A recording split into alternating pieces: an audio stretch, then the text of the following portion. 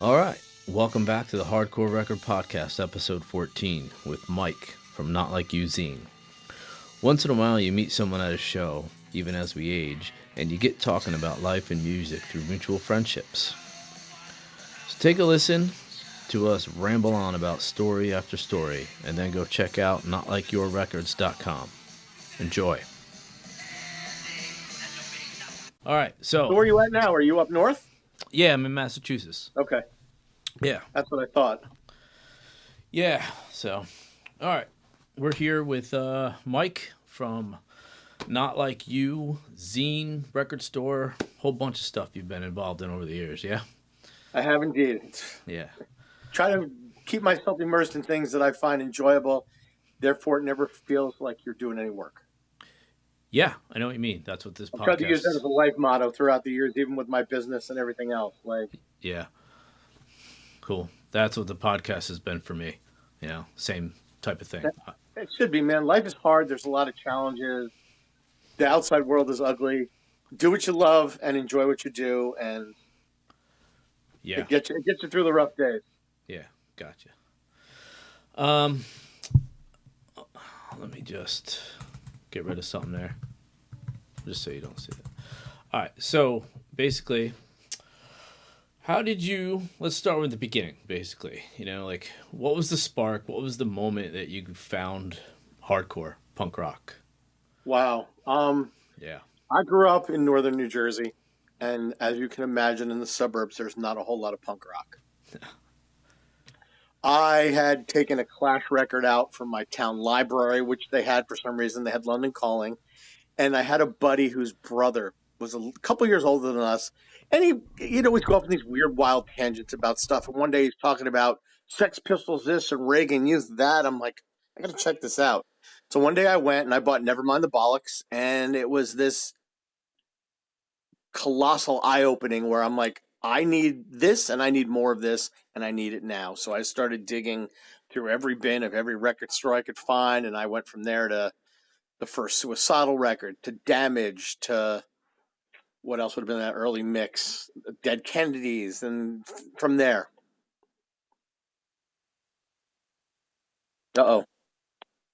No sound. There we go. You can hear me now? I can hear you now. Okay. I don't know what happened there. Give me a second.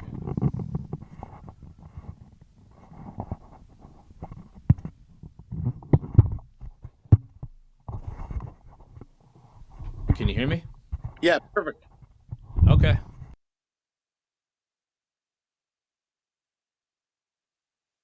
Gone again. Nothing. No sound.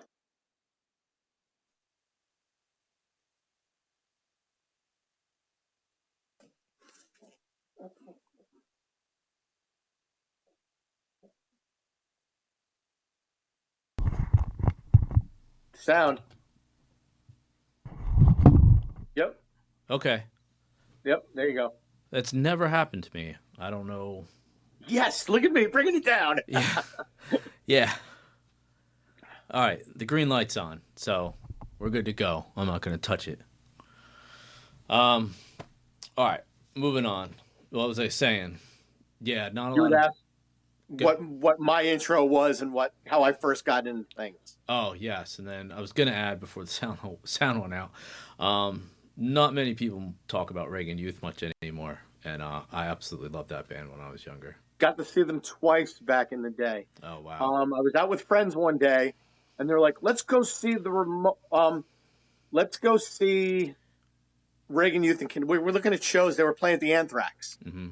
I'm like, all right, cool. So I called my folks, and it's like the only time in my life they've ever said no. They're like, no, you can't go to Connecticut to see that. I was like, how about New York to see the Ramones? They're like, yeah, that's fine. So the only time I ever had to lie about going to a show was the first time I saw Reagan Youth. They played at the Anthrax, and then the second time, I think it was 1988. They were playing like a pot rally in New York, and we're in Bleecker Bob's, and I start hearing like music in the distance, and I'm like, that's fucking Reagan. I'm like, Reagan Youth's playing somewhere. We all took off running up the street. They're playing on a flatbed trailer outside Washington Square Park, and No way. There's video of it online. I've seen it. I'll have to check that out. That's Those are the awesome. two times I saw them back in the day, and then I've seen them a couple times since then when Paul was still alive and doing the band with different singers. They played in Vegas a couple times when I was out there. Yeah, that's cool. So you got involved. You found punk rock, hardcore, found all that. How did what started first? Did you have the zine first? My first zine was in 1985, 86, called Really Obnoxious Skaters. Nice. I was just a little skate rat kid, man, and all I wanted to do was run around with my mohawk and skate and listen to music, and that's what the zine was all about. And it's goofy and it was fun, and I met some of the older New Jersey bands at the time. I hooked up with the guy Tom from Social Decay, and he turned me on to a bunch of bands. So a bunch of bands would send me. I got like all like the mid '80s New Jersey demos I had gotten at the time from all the bands because I had through correspondence met one person when I was doing the zine, and everybody started sending me demos and all this. So that was kind of cool. As just like as a little nobody skate rat, Yeah. like having people take an interest in this little rag my mom was xeroxing at work for me. Yeah, that's nice. That's neat. So that was the first zine I did, and then I started doing when I was in college. I guess was my second zine. I did a zine called The American Dream. That was more like personal writing and politics and things like that. Very kind of '90s. Yeah, I got you. So have you kept the zine going? Is that what I've seen online? That you still kind of What do you see something? online is the new zine. I've done a few zines over the years. This is the current incarnation, which is Not Like You, and I've done that since 2010, 11, something like that. So it's been probably 14 years since I've been doing it. Zine came first, and out of the zine came the label. Okay, okay. And the Not Like You, did that pretty much just focus on music more? No, it's both. It's music and skating. Okay, cool. Over time, an issue might have an interview with two bands and a skater. Some of the issues have been like all classic skate photos. I did one issue that was interviewing all like the '80s classic skate rock bands that were still together and were playing this big fest in Vegas in 2014. Oh wow, So the second issue was based around interviewing all of them, and I did a 7-inch comp of newer bands that went with it. cool, cool. And then, did you go right into your record store? You had a record store, right? I've had a number of record stores, not a number, but a few. In the '90s, I was partners in a shop in Highland Park, New Jersey, with Charles, who was the singer of Rorschach, Matt Guard, who had done a zine called Radio Riot and roadied for some bands, and I knew from going to shows. Andrew Orlando, who had been in some bands and did what was his label, Chainsaw Safety, and then Tony Retman got involved, who is author, hardcore historian, and everything else now. And we had that. I was involved with them for about a year and a half, and I decided I was going to move. So I sold my part back to them and moved out west. While I was out west, I had opened a comic and toy store.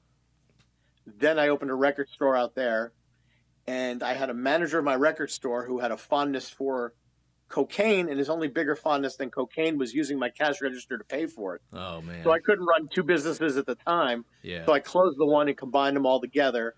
Eventually, I stopped doing music in the shop for a while because the space wasn't there to do everything we wanted to do in the store. And then eventually I was able to make it so I could bring vinyl back and start doing vinyl again. And I probably had done that for a couple years after I started doing the zine. I did a little distro with the zine and the label when I started it, trading my copies for your copies. And I put them out, and somebody came in the store and was like, "Hey, I know you got records. Let me check them out." So I put the records out for him, and while he was going through them, somebody else went through them, and somebody else. I'm like, maybe I'm on to something here. So I started carrying vinyl in the store, and it grew and it grew and it grew. And I sold the shop a couple years ago, but they still to this day carry vinyl. So what shop is that? it's called Astro Zombies. It's comics, toys, and records in Albuquerque, New Mexico. Oh, okay. Nice. Nice. So then, Where do I want to go with this? Going with all your stuff here.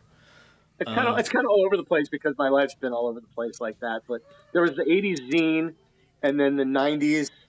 I did another zine. I worked for Gern Blanton, which was Charleston Rorschach's label. I worked for them for a while, just doing like all the grunt work, packing mail order, trying to organize the warehouse, put stuff in records, that kind of thing. Yeah. I there was a punk rock flea market down the road from us about a month ago, and I'm going through the records, and I pull this one out. I just had this big smile on my face. I couldn't believe I found it. It was a Rorschach Protestant LP. Nice. Yeah, and I was like, oh my goodness. That crazy purple cover with the pyramid. Yeah, yeah. And I mean, I never thought I'd just be some Find it in the random wild. place Yeah, it's hard to find it. the discography LP set, let alone the originals now. Yeah, yeah. I have the discography on CD. I still have that one, but yeah. I grew up with those guys. I was their bass player Nick. I was friends with in middle school. Mm-hmm. I used to race BMX as I got into BMX and skating. Oh, okay. With this kid from the same town. So the kid I raced with introduced me to Nick, and I became friends with Nick. And then Nick and I met Charles and Keith around town, got into some mischief and became friends. And then they all started playing music, and I left for school. And yeah, I got into a lot of this music because do you know a Brian Porner? What's the name? Brian Porner. Sounds familiar. Yeah, he ran a little label called Trackstar Records out of Lacey in New Jersey. Okay. Because that's where I grew up. But he was friends with my older sister, and then he would take me to all these shows all over Princeton, all these little hall shows, these college shows when I was younger, and then make me drive home without a license. That's how I learned to drive. But yeah, I was... Done. Yeah, yeah. I mean, getting to see like early Hot Water music, like Endeavor, like Reversal Man, and all that kind of stuff. I lived with the Endeavor dudes, so I did their first tour. Oh, wow. If you know anything about Endeavor history, I was there for the van fire. Like, I watched all my stuff burn in their van. No, I don't know anything about their history. I remember him on that first. On that first tour, we started meeting up and playing shows. Like, their tour was kind of scattered, booked, and here, there, everywhere. We started playing a few shows with this unknown band at the time, Hot Water Music, and became friendly with them. We bought all these shirts and demos. All they had was a demo at the time. For everybody back home, we're like, everybody's going to love this band. We bought as much stuff as we could. Yep. And then we lost it all in the van fire. Oh, man. That's wild. Yeah. Yeah, I've always existed kind of like on the outskirts, just like as a fan. Never got like involved until recently, like doing the podcast and stuff. But never too late. No. You know?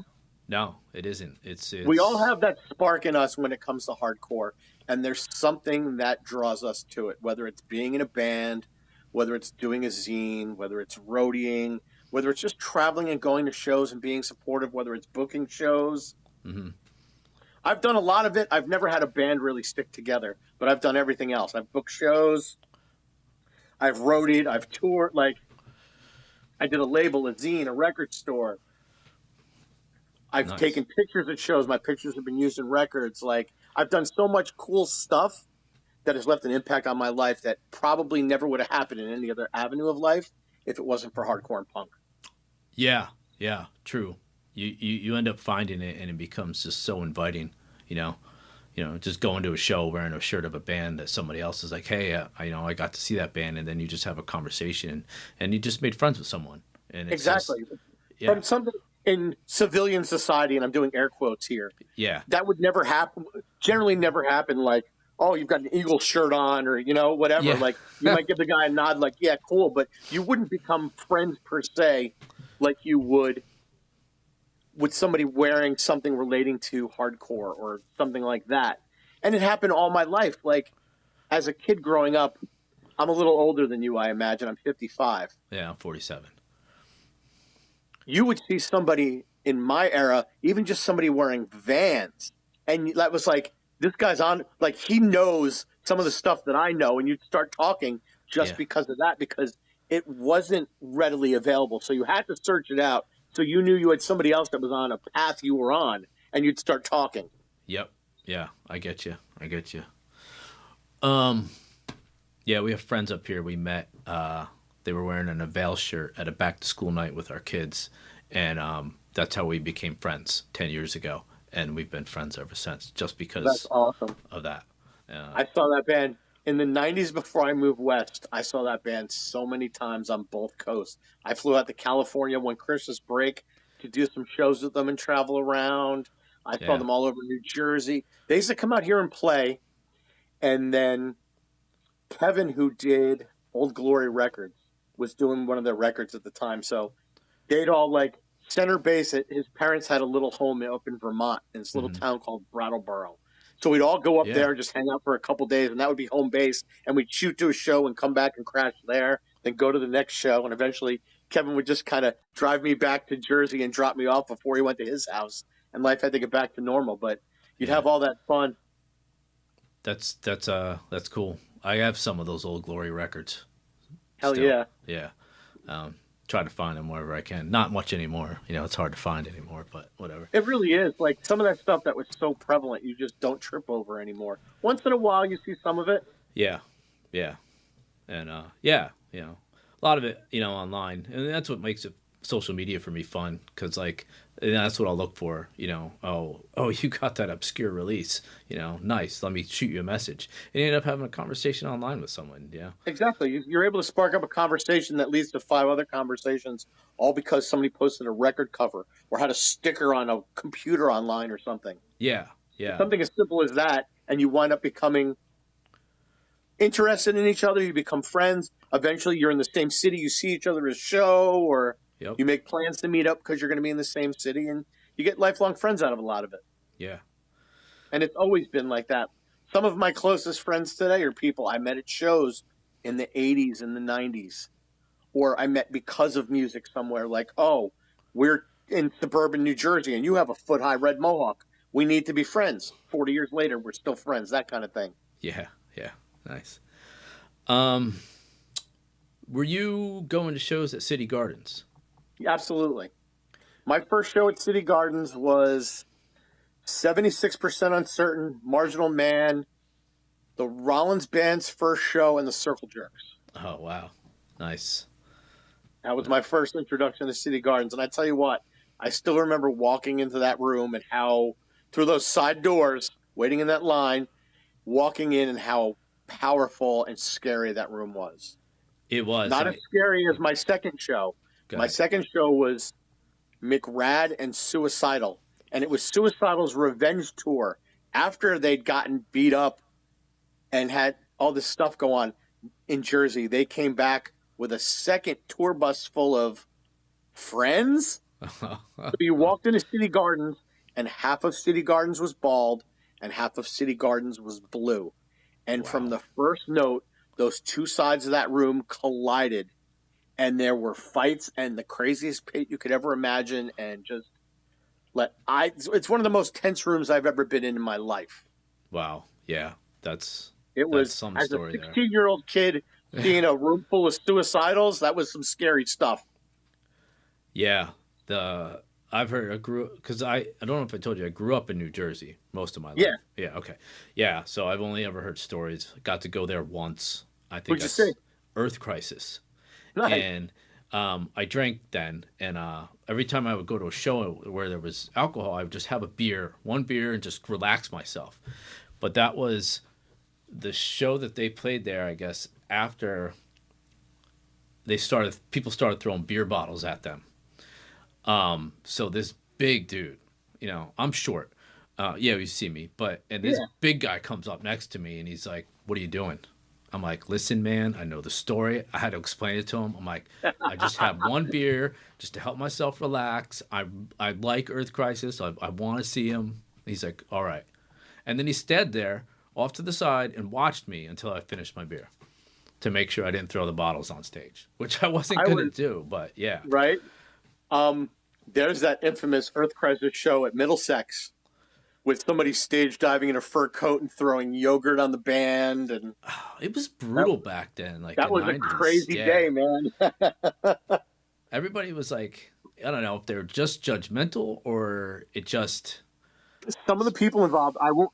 At this point, people know names, but it's not my place to out anybody for anything. No. Some of the people involved were good humor. Some of it was just good fun, a little malicious, a little tongue in cheek. Yeah. Some of it was just like, you're all too serious. This is supposed to be fun. Yeah. and they just kind of went at it. And you've always seen it over the years. Some people are a little militant about being straight edge, and then you get crucial youth, Hmm. who make it kind of a joke almost. People forget that it's supposed to be fun and that it's not about a set of rules, and that we don't all need to be homogenized and be the same to be into this music and get along. Yeah. When I first started going to CBs and stuff like that, I fell into the trap a lot. It was the summer of '87, and you get immersed in Revelation Records coming out Yep. and all these great New York bands, and all of a sudden everybody in New York loses their hair and starts dressing a certain way. And I fell into that for a little while, and I started to realize, like, a lot of the music I'm listening to, like Token Entry and Underdog and bands like that, are speaking to me about something that means a lot, and it's about individuality. And Hmm. yet here I am looking like everybody else around me, and I don't want to do that. So I stepped away from all that and tried to keep at least a sense of me as an individual and not be the same as everybody else around me, which is funny. Years later, Not Like You would become my homage as a thank you to Underdog for exactly that reason, like opening my eyes and being like, hey, dummy, this is exactly what you don't want to do and exactly what this isn't about, but everybody's doing it. Yep. Um, couldn't have said it any better. I see a lot of it nowadays still. You get your little your little scenes, and they're all wearing the same style stuff, and it's just, I would wear my work boots going to the old Stone Pony back in the day, going to see, didn't matter what band was playing, any hardcore and punk band playing, that's just what I was. I mean, I dabbled in everything. I tried to be like a crusty punk. I tried to be a skinhead, that I was just a skater for many years. It That's just, what it is. In the end, you're you know, just you. You limit yourself, man. There's a lot of great music. yep, Dress how you want, wear your hair how you want, yeah, wear the jeans you want to wear, the sneakers you want to wear. Hang with your people. That's what matters. It doesn't matter what you wear on the outside. And I hope, I'll definitely sound like an old guy saying this, but I hope kids that still get wrapped up in that today find that path like I did. hmm, Like, there was a point where I had a mohawk, and there was a point where I had long skater bangs, yep, and then I shaved my head, I was crisp and clean. So yep, were my boots, but yeah. It's all about being yourself. I mean, if I never had any of this, I don't know where I'd be today. well, that's what drew me to it. It was the fact where I grew up in northern New Jersey. It was a lot of haves and a few have-nots. My parents were working class. Hmm. At some point, eventually, just my dad worked, and then both my parents worked, and we're in a town where, like, kids for their 16th and 17th birthday got brand new convertible BMWs, and I drove a hand-me-down, beaten-up Nissan. Like, so of course I'm the kid with the cut-off army shorts and the Vans, like, Yeah. because I didn't want to be the dude in the polo shirt like all the kids around me getting involved with smoking pot and doing coke, and like at 16 years 17 years old, like, I couldn't relate to the world they were from, but that was the world I grew up in. And I'm not begrudging. I'm still friends with a lot of those people. A Yep. lot of them are really good people. It wasn't me, and it wasn't for me. Yeah. Yeah. I get it. I get it. I see. How do I'll compare it to what I see today. Like, I'll see bands, and I'm not going to name bands, obviously, but they have this certain imagery and this certain toughness. And I'll see people like wearing their shirts and stuff. And I'm like, and I don't know, maybe I'd be judgmental a little bit, but I question, like, are you really that tough? Like, are you really going out there and street fighting? Like, with what they're singing about, I question some of the bands that sing about that. Some of those bands, I do too. absolutely, those dudes are the real deal. Oh yeah, But so 100%. many people, Like, they might be a good band, but I can't just get into it, because it's not me. So yeah, it just, yeah, it's, the music is great, but again, like, the lyrical content of some of it is just stuff you can't relate to. But I was thinking about this today. Like, I saw some people posting stuff online and, like, talking about bringing back scene beef and this and that. Like, do you really want to go to shows where two rival groups of music fans want to beat the shit out of each other and you got to sit in a tense room? Or do you want to be in a room with a bunch of people smiling and jumping around and singing along and having fun? yeah, Whether you're up front, whether you're in the middle of the crowd, or whether you're in the back watching. Like, I would much rather be in a room where I have to look over my shoulder every 5 seconds wondering, Who's behind me? Is this guy in front of me going to get hit? Does somebody here want to hit me? Like, there's no fun in that. No. It used to be that room fought everybody on the outside. And then Yep. at some point, the room got very small and cliquish, and each little pocket wanted to fight each other, whether it was over a haircut or your shoes or the color of your laces, or you like this band, or you're friends with this person, or you said this maybe. Yeah. Like, I don't want that aspect of hardcore as a part of my life on the regular. I've been around, I've been in fights in life and in shows and everything else. And sometimes we all wax poetically about our glory days and this event and that event. But for the most part, nothing good ever comes out of that. No. It creates more trouble than it's worth. You lose venues, people get hurt, people want to come back and hurt other people. Like, I've seen fights happen and dudes get up and shake hands and walk away. And then I've seen dudes fight. And the next week I've seen that dude's friends fight the other dude's friends. And then 2 weeks later, 5 people fight 5 people, all because of 2 dudes having beef over something stupid. Yeah. When I went to shows at like the old Stone Pony, you dance around and you came home with bruises, right? And you bump into someone just punches you, but they're not punching you to like lay you out on the floor. They're punching you to mess around with you, and you could punch someone back. And it was this weird dynamic that was there when I was going to shows there. And like, it wasn't like major fights, but these little scuffles, these little, pushes and shoves, but, a little hard, just a scruffle. But yeah, there were bad fights there, but it was nothing major. There was like this respect between the people in the pit then. Well, yeah, until this crowd killing shit and all that started to happen. Yeah. It's funny. There's a video online again at the Anthrax. My first time seeing Agnostic Front, I was so excited. I want to say it was Power Surge and maybe YDL or something. Mm-hmm. I finally see Agnostic Front at the Anthrax. I'm up front. I'm singing along. I'm dancing. I'm having the best time. And out the corner of my eye, there's a drunk guy with a mohawk who just keeps slamming into me and just like coming at me. So I just kind of push him away a little bit. Like, I just want to enjoy the show. Leave me alone, bro. Yep. And he just keeps targeting me. And I could smell that he's drunk. And I'm like, oh, this is just going to be a problem. So, like, I tell him, I don't want to fight. Knock it off. And the guy gets that look on his face like we're fighting. Yeah. And I'm like, oh, so he just keeps coming at me.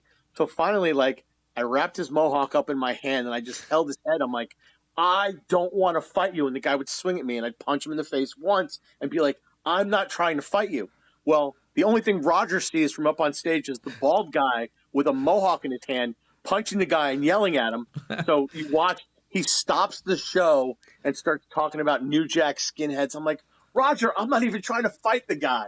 I told him that story a few years back and he laughed. It's hilarious. I'm like, I wasn't even trying to fight the guy. I was trying to not fight the guy. Yeah. That's so funny. yeah, fights did happen. And yeah, but everything escalated in the late 90s, I think. And I think that's part of why I got out of it for a while. I went to like the Wayne Firehouse and there was reports of a gun at a show one night. And it was like a band like Blue Tip or something was playing. And yeah, like how does that even correlate to being in the same county, let alone the same room? Yeah. And so I think like after like 2000, I got out of hardcore for a little while, maybe about like 10 years almost. I just kind of dropped it off. Still listen to it, but I stopped going to shows and stuff, I did the same thing 10 years earlier. The late 80s CBs got to be very, very, very violent. Like, I watched dudes, 5 guys stomp a dude and a guy get carried out of CBs just bloodied. And then it would happen again. And then a dude started dancing in the pit with a claw hammer. And I'm just like, so I had stopped going to shows for a little bit at that point. I won tickets from FMU to see Warzone, the Anti-Heroes, the Toasters, and the New York Citizens. And I went to that. And it was everything that had made me kind of stop going to shows for a little bit and more. Uh-huh. So I kind of took a hiatus from that a little bit. And then that next summer, my dad passed away. Oh, so I took a couple. It's part of life, especially now you can look back on it. Rough being immersed in it, but I stopped going to shows for a little while. Still listen to music and things like that. but wasn't so wrapped up in going to shows, tried to find other ways in life to relate that maybe weren't the most positive. Yeah.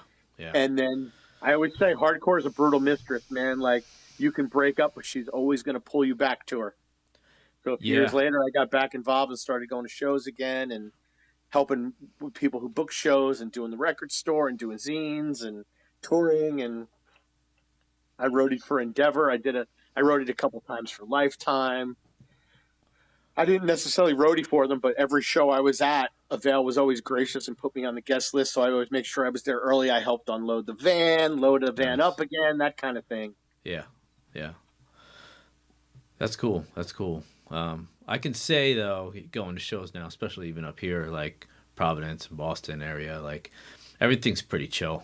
No one's starting fights. No one's really doing much. I think because people know nowadays, you start fights and you're going to start shit, it's going to go away. And you're not going to have it anymore. All of a sudden, we have a bunch of really great like down here where I'm at, down by the shore, there's like this place called the Log Cabin that does shows sometimes. Yeah. The next town over, there's a space in a country club that allows people to come in and do shit. Like, how the hell did that happen? Yeah, I know. But there's all these cool venues. Like, I'm not asking questions. I'm thankful that they're going on and that people are booking it. There's a place down in Lacey that's run as a tribute to somebody's son who passed away. They do an all ages DIY space down there. Yeah. Totally cool. Like, that's my hometown area. All that's where I grew up, and it's really cool what all those guys are doing down there. It's great to see it happen, and it's great to see people not just supporting it but respecting it. Yeah, I haven't been to a lot of shows since I've been back. I was helping take care of my mom too, and she passed in April, and now I've got kind of my own stuff going on. I'm getting ready to get a hip replacement.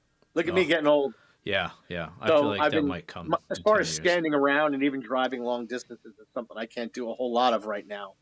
So I haven't been going to a ton of shows. But even some of the shows I've gone to, like I went to a show at the Log Cabin, and it was nice to walk into a room and see people from all walks of life. Yes.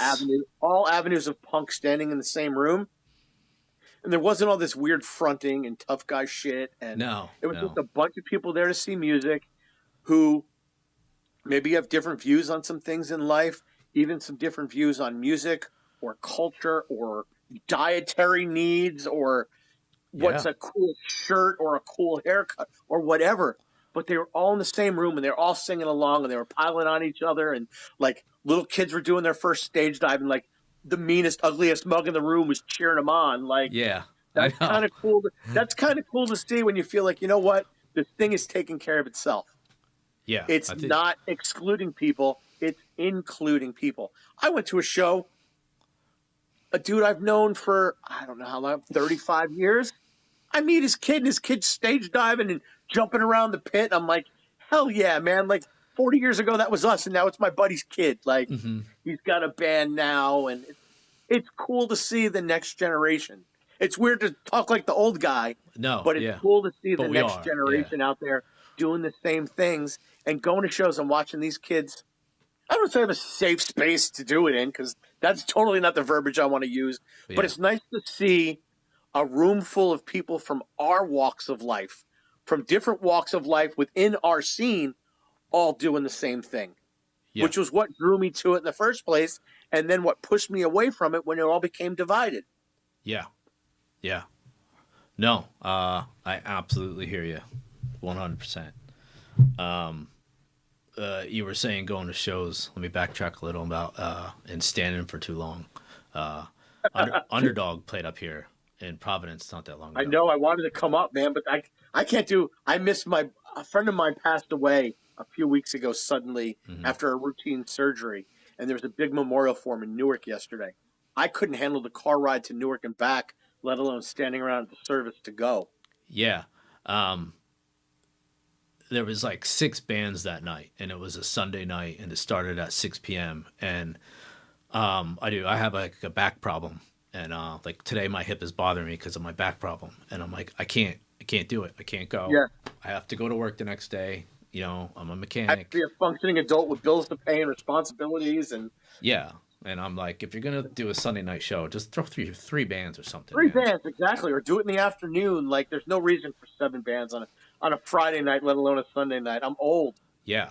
Yeah. I don't go to them on time anymore. I'll miss the first one or two bands as I just Yeah, and I have try to. not to, especially like doing a zine and stuff, especially when I go and shoot pictures and things like that. I want to make sure I shoot everybody, the young and the old. Like, I don't want to exclude a band because I don't know them or because they're new or they're younger kids or whatever. Oh, no. Yeah. Like, I want to give as much attention to them as I do, to Underdog. Yep. Yeah. But at the same point, it's like, all right, I got to leave at 4:00, get there. Doors are 5:30. I got to, I'm standing, I'm moving around, I'm standing. By the fourth band, my back's hurting, my knees are swollen. Yeah. Yeah. But with this hip thing, man, like I get out of a car sometimes and I just like hobble into the restaurant. I can barely sit there and eat and go home. Yeah. And that's 10 minutes around the corner. How long is the healing time for that, really? I'm home the same day. Like, it's not even in a hospital. Okay. It'll be in a surgical center. So the procedure's like an hour and a half. They say 4 to 5 hours you're out of there. Mm-hmm. And probably 3 to 6 weeks for major healing. Oh, wow. And then within that time, they'll okay you to drive a car again and stuff like that. And all you got to do is really just keep walking and keep working. Like, keep it moving and just strengthen your leg again. I have to do both of them. It's a long story about apparently like an undetected birth defect and underdeveloped bones and all this weird stuff. At first, I thought it was all like, my knees were hurting. I'm like, it's jumping off of roofs on skateboards and doing all this dumb stuff. Like, I'm finally paying for it. My doctor's like, your knees look great. I'm like, how is that possible? Yeah. He's like, it's got to be your hips. And we looked at my hips, and my hips are a mess. So they'll want to do the other one eventually, too. Mm-hmm. But we'll fix this one. We'll see how it heals, how it looks, how the other side feels once this side is healed. Yeah. Yep. I get it. Maybe it'll be 6 months. Maybe it'll be 3 years. Who knows? Yeah. No, I know what you mean. I have like the slightest disc degeneration between like the L5 and L1, but ever so slightly where like the bone will just touch and then it hits the nerve. And there's like poking the bear. Yeah, there's no surgery. There's nothing you can do. You just got to deal, huh? Yeah. Well, isn't there like a new like bone separator that they can spray in that'll lift it just enough to keep it from banging into it? I'm not a full candidate for it yet. Oh. So I've been getting like of course, when you're young and it can fix you and you can enjoy it, you can't have it. No. When you're old and punched over, now we can do it. Yeah. Yeah. I get like epidural shots like every 6 months. Yeah. And it helps out a lot. But if I wasn't getting them, it'd be rough. But that's another story. The Old Guy Hardcore podcast. What are your injuries? How are they fixing them? Nerve ablation, epidural. Yeah. I'm sure there'll be plenty of people listening that can relate. Yeah. Right? Oh, it's amazing. Like, just as people find out I'm injured, they're like, oh, my brother had that. My mom had that. Mm-hmm. My sister's boyfriend had that. I'm like, these are people younger than me having their hips replaced. How is that possible? Because I'm even a young candidate for it. Yeah. Not anymore, apparently. No. We're the lucky ones, right? We're an abusive society. Yeah. And luckily now, at least they last longer. So that was my big worry. I was like, I'm going to have the surgery, and 10 years from now, I'm going to have it replaced again. Yeah. Jeez. And it's not like that anymore. So that's kind of cool. Yeah. The other thing I want to ask you was I saw that you were selling off some records. What was the drive to start getting rid of some? I've sold off my record collection a couple times. None of the records I have, or 99% of the records that were in my collection when I moved back home 2 years ago, were original records from when I grew up. I had sold that stuff off around the time my dad died and a few years after that. And over the years, having record stores and everything else, even like with my toy collection and a comic collection and everything else, I've always let things go for the benefit of the business. Like, not being like, having something is totally cool, but I'm not so attached to it. I'm like, no, I covet this. I can't let it go. Like, I can have a really cool job where I could sell these toys from my collection and help the store, or I could go get a real job. I'll sell the toys and help the store grow more and things like that. So I've always kind of done that, but about 2015, I might be off by a year or so. Mm-hmm. Andrew Orlando, who I mentioned earlier, who I've been one of the partners in Sound on Sound, which was the record store that I had. He messaged me. He goes, "Hey, I know you've got a United Blood. Sell it to me." And one had just sold for like some crazy record-breaking price at the time. This was before the double record price explosion. Yep. So it had just sold on eBay for $1,500. I'm like, that's crazy, man. This is a 45 I listen to once every year if I'm lucky. Yep. And he wants to give me like crazy. I'm like, let me sit on it for a day. I'm like, I hate you. I'll call you tomorrow. So I called him. I go, okay. And the first words out of his mouth are like, what else do you got? And like the label was still going. Like I do a record or two every year, but all of a sudden I had a live record with the Faction planned. I had a double McRad discography. I had all these records planned that were like pricey ordeals. They weren't records I was going to press 300 copies of. I was going to do 1,000 of the Faction. I was going to do 1,000 of McRad, and it's a double gatefold LP. Like, where am I going to get this money from? I'm not made of money. Yeah. I'm like, all right, I could sell some of these records off and use it to put out other records.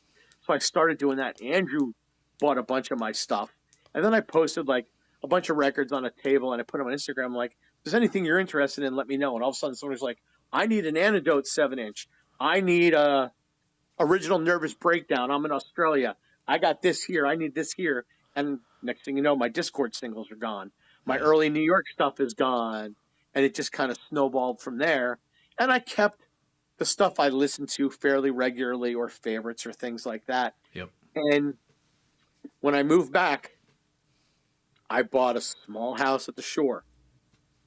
And records take up a lot of room in a small house. Yeah. And when you have a girlfriend with a larger record collection than you, and you're trying to been together for a long time, but trying to live in the same space together for the first time. And I have this giant toy collection now and all these records, and you want to bring your records here, but you can't because my shit's all over the house and it's not fair to you. So I'll clear out some records. And Charles from Rorschach does a record show twice a year in Maplewood, New Jersey, with his wife, and it's really cool. They raise money through the record show to send kids to music school. Oh, that's awesome. So I called him. I was like, hey, can I do your record show? We've been friends again, like I said, since high school. Yep. So when there was a table available, he got us in, and we've been doing it twice a year ever since. And it's great because everybody comes out to support him because he's like one of the greatest souls ever. So everybody's always like, oh, I'm going to go see him. I'll see who else is there. So I start running into people there I haven't seen since I moved away in the 90s. Mm-hmm. And they're at the record show, and I'm reconnecting with old friends and old familiar faces. And that's awesome. Passing my records on either to new kids or new faces or making new friends selling them my records, which is kind of cool. So I'm at the point where since I've been back, I haven't put out any records because I've had family stuff going on and everything else. I have hopefully a couple things planned. But I haven't even connected my turntable yet. It's still sitting on top of the record shelf. Mm-hmm. So I'm like, these records are sitting here. And I interviewed Ian MacKay once, and he said to me, what do you call records you don't listen to? I don't know. Piece of garbage. Listen to the damn thing. And I got all these records I'm not listening to. Somebody wants these, whether it's for the collectability, for the history, because they love the cover, because they love the band, because they've never heard this record and they want to hear it. Yep. I can find music I want to listen to online. Yeah. And I'm not going to go, like, I don't subscribe to any services where I can listen, but like you can go on YouTube or some other places and find most of what you want to listen to. Yeah.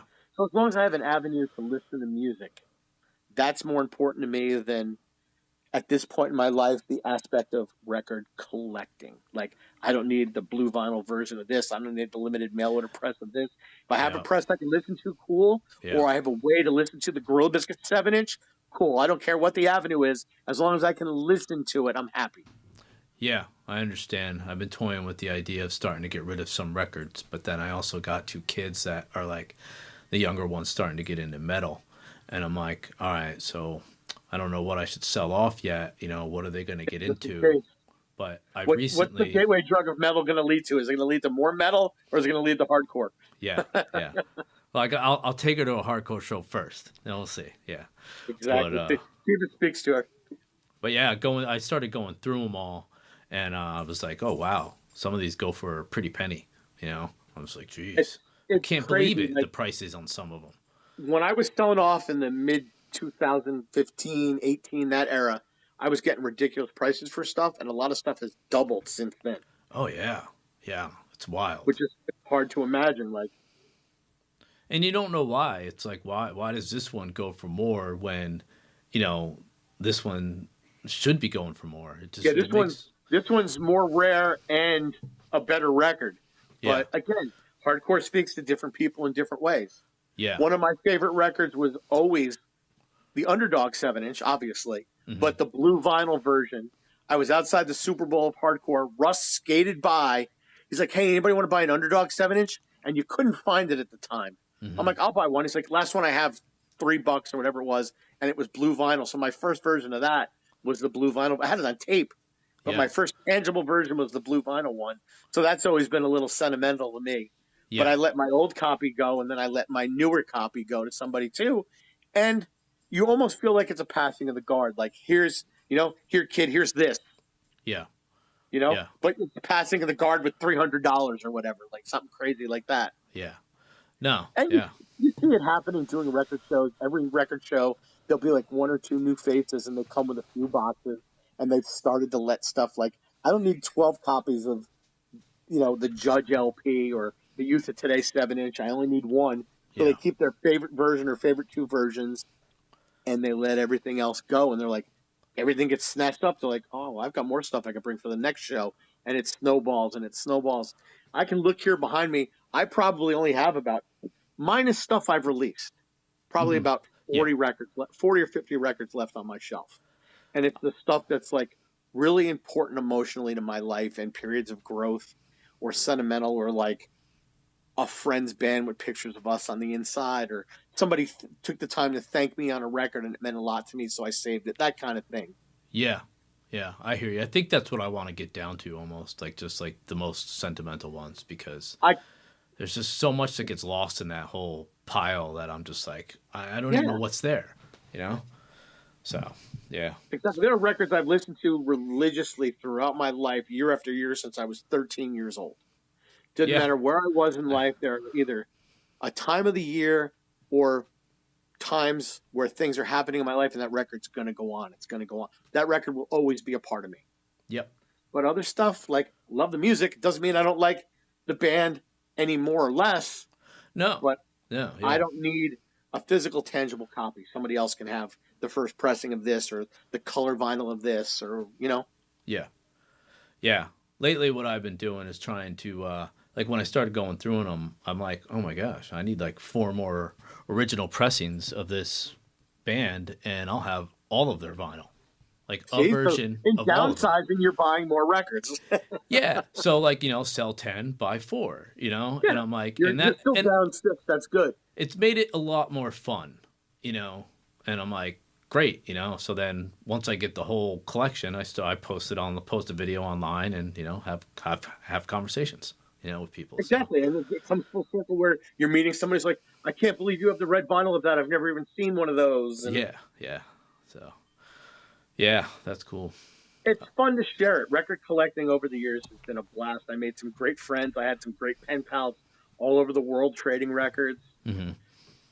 I let records go to some people that really appreciated them over the years. I can't believe you have this version of this. Here you go. Like, you pass on, and they're stoked to get it. Yeah. There was even a time when I did a radio show in college. I was like, CDs are so much more convenient. I can have 4 albums on one CD, all the rare stuff, and carry the CD to the record show and not have to carry 500 records. It was so much easier to do that going to the station. So I carry one little milk crate full of CDs. Yeah. Way lighter than all that vinyl. Yeah. Yeah. People are doing tapes a lot nowadays. Even doing new tapes again, which is crazy. But yeah. You know what?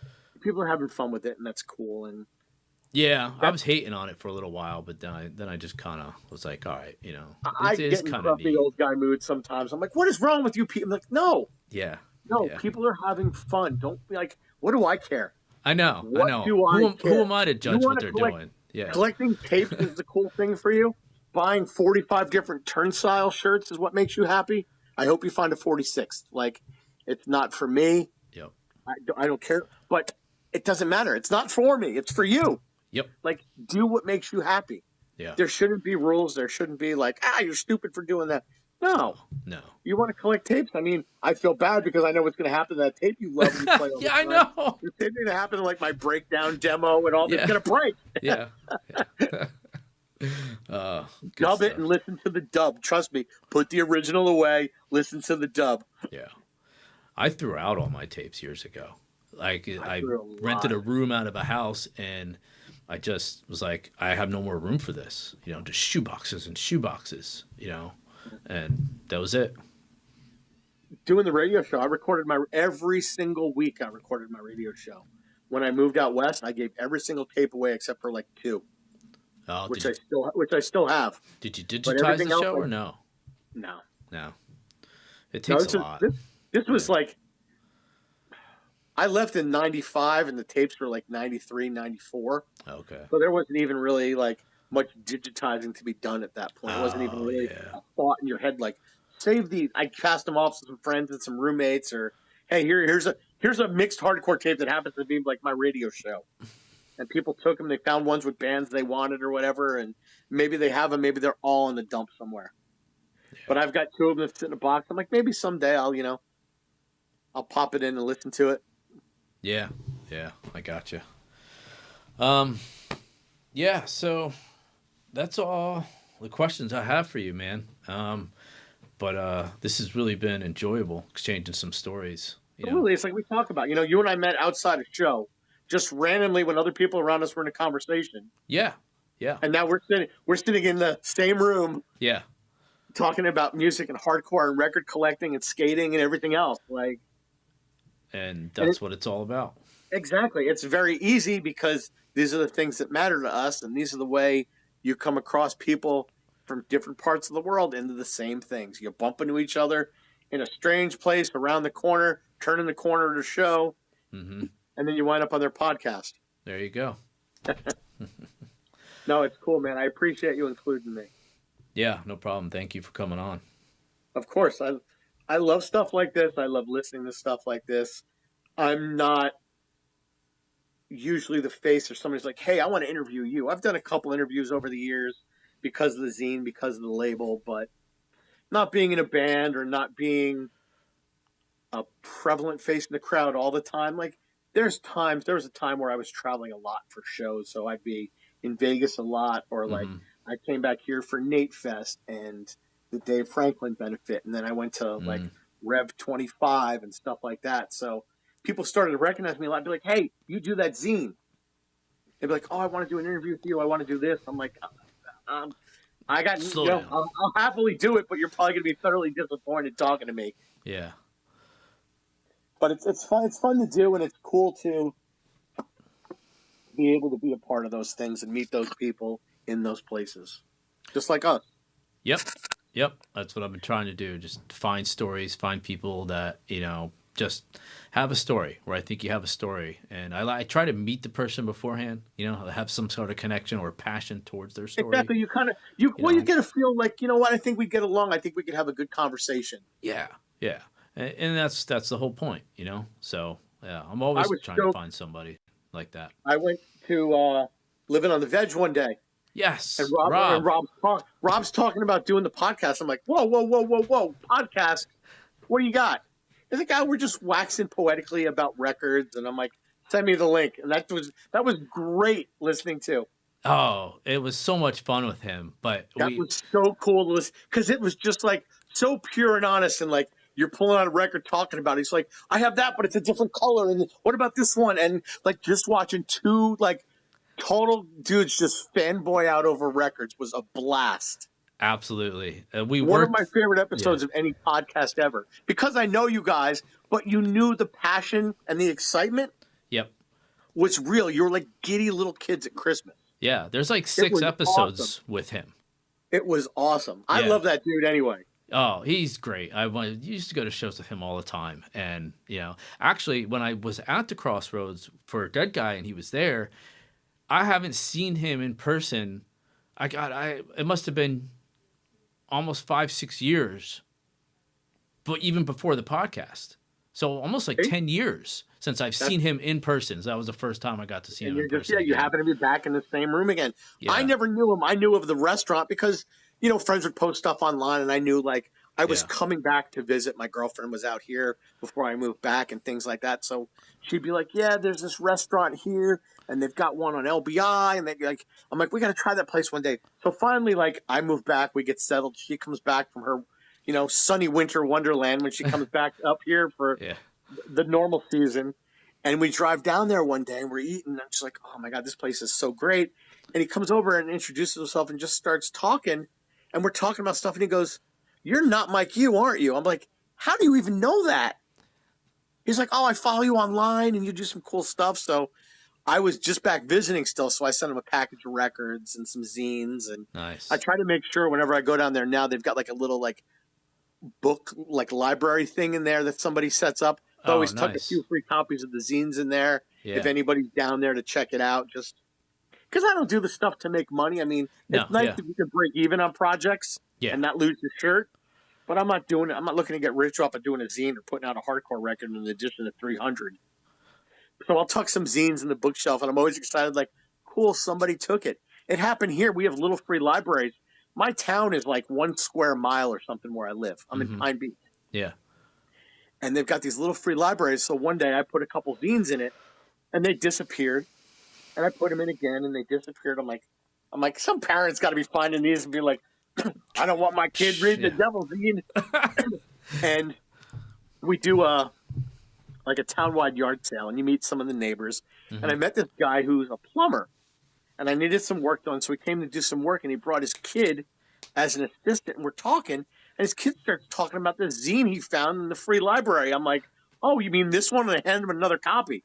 He's like, "This is you?" I'm like, "This is so cool that you found this in the free library, and we're talking about it." That's so great. I love that stuff. Yeah. That's the kind of stuff that's been happening like since I've been doing the podcast. It's It's nice just been seeing fun. like Yeah. a younger generation being able to latch onto it and find, and they're not going to agree with everything I think or everything I like, but seeing Yeah. them being able to latch onto any of it or care or at least even being intrigued by it is Yeah. cool. Yeah. Well, one thing, my wife and I were having this conversation because my wife will do like what I can't think of the word. Hold on, give me a second. Like seminars on Okay. on fascism, and I was blown away by how many people don't understand it. I'm not trying to get on a whole topic of fascism and all that stuff right now, but my point is that I was like, me and her were having a conversation. And I said, I don't understand why people don't know about it, and she was like, well, we grew up with punk rock and hardcore, and it's got such a broad world view. She's like, that is normal for you to know about all these things. You're going through all that Hare Krishna stuff back in the day, learning about that. You learn about what it's like to be straight edge, what it's learning about to be a skinhead, Yeah. Then and you you learn about forget Nazi skinheads, and yeah, people don't know about it, it's crazy because to us it's so like normal, a part of our day to day world. Yeah. Yeah. But to like normal world kids, they may not ever have a discussion about it, Never. Exactly. And which is it was it's eye crazy opening to me. recently. Yeah. Yeah. Because it's so normal for us as a part of the scene because we're exposed to so much of it, Yep. like you get in the New York hardcore and you get exposed to one thing, but then you trip over some British records Yep. and you get exposed to a whole bunch of other stuff Oh, yeah. from a whole different worldview, and you're like, whoa. And then maybe it incites you to read something or look more into something, or a Yeah. topic interests you or confuses you, or I've never heard about this, and it kind of snowballs from there. But kids going to school every day, especially nowadays, the world is so small with technology and the things of interest. Like, I just want to play my video games, or I just want to make videos for TikTok, where the time where they maybe, I'm not saying kids don't read or anything like that, but Yeah. a lot No. of the time where a kid who's disenfranchised or inquisical or anything else, where we might have spent that time reading or getting exposed to other stuff, they're spending that time maybe in a creative avenue or something like that, but just in different expenditures of that time and energy, Yeah. different than we expended that time and energy. Oh, yeah. Understandable. Like when I want to But go yeah, to a it's crazy show. to think about. Yeah. When I want to go to a show now, I'll put the information up to the family, and especially if it's an all ages show, I ask the kids to listen to the bands, and if they want to go, we go. And That's cool. it's been awesome. I We've gone imagine if 4 people in the family go, 4 people in the family get 4 different things out of that show too. 100%. Everyone has a different view. Yeah. So, Yeah. yeah, good stuff. Which is cool. And hopefully it's something like us, hardcore, opened our minds, exposed us to so many different things. Maybe for the younger generation, your kids can find their path or find something that maybe they wouldn't have come across in normal day-to-day life because they were at a show. Somebody has a patch on their jacket. Some band says something about this from the stage. Hmm. Somebody hands you a zine or a flyer, or, you Yep. get really into a song a band played and then you read the lyrics. Or, I mean, it's kind of cool to think that that thing still goes on all these years later. Yep. Absolutely does. And I'm seeing it now. So, It's got to be cool watching your own kids do it too. yeah. Yeah, it is. It is. Like I said, It's one thing watching your buddies' kids or just kids you see at shows on the regular, like, oh, there's that kid, and look how he's turning out. That's pretty cool. When it's your own kid, that's got to be a whole other ball of wax. yeah. Yeah. It's a good feeling. It's a good feeling. Yeah. Well, it shows as parents you guys are doing the right thing too. Yeah. Yeah. Thank you. Sounds good. You going to be back down anytime soon? Maybe sometime in January. I'm gonna come on down, but I don't have any plans to go to a show or anything. I think in the future, I was gonna try to start planning to go see the Souls do their yearly thing at the Stone Pony to meet up with friends and stuff around that time. The holiday thing or the summer thing? The summer thing. Maybe I might do that, but we'll see. I went last year, not this year. Okay. Yeah. We Yeah. had some other stuff going on, and it was like around the time of my mom and everything else. So I limited what I did this summer show wise and everything else. I cleaned out the house and did all that stuff. So Yeah. and they're Yeah. not doing the Christmas one this year, but next summer, yeah, hopefully I'll be back out for that one. Yeah. Cool. Yeah, when I come down in January, because like my vacation time renews, I was gonna try to get in touch with John Cohen there and see if like I just maybe talked to him this morning. great. I want to get in touch with them and just see if like maybe they'll have like a whole shindig and try and invite a whole bunch of people together. Get kind of like everyone that we know. Nice. But we'll see how that goes. That's just my idea. Haven't told them yet, but that's my idea. But it's coming. Yeah. Yeah. So. Well, let me know. I don't know if I'll be too mobile then, but Yeah. if I have any out of the house mobility, All right. we'll all meet up and go eat or something. Sounds good. Thanks for including me, dude. I appreciate it. I hope it was what you were looking for. I mean, if it's not, if you think of other questions, I'm always happy to answer more. Or if you listen, you're like, oh, I should have asked him more about this. I can always, Yeah. give you a follow-up answer or anything like that too. All right. Will do. Sounds good. All right. I look forward to hearing it. Okay, everyone, I'm going to be giving some shout outs to some people and their creative endeavors for all of you to check out. Check out IUIO, Orlock, and more at Funeral Recordings on Bandcamp, funeralrecordings.bandcamp.com, and the Landau store on Threadless, landau.threadless.com. And connect with the Wades through Instagram at landau.creative and at orlock.chicago and at withpatience.chicago. I once saw them in the back room of a pizza joint is a new book by myself, a collection of writings from my inspiration and all these bands I have seen and heard spanning the decades. If you've ever been to a show, then this book is for you. Available wherever books are sold or from the link on my IG page at old.man.elliot. And thank you to Silk Road Books for giving me this opportunity and guidance to get this book out there. So please check out silkroadbooks.com and all they have to offer. Check out Stephanie Elliott's works through Orange Blossom Press Company, The Witch in Yoga Pants, The Girl Who Didn't Go, Horror Stories Compilation Volume 1 and 2, a sci-fi mystery series with Morris and Packard starting with Murder on the Mountain, all available through Amazon. Thank you, and have a good day.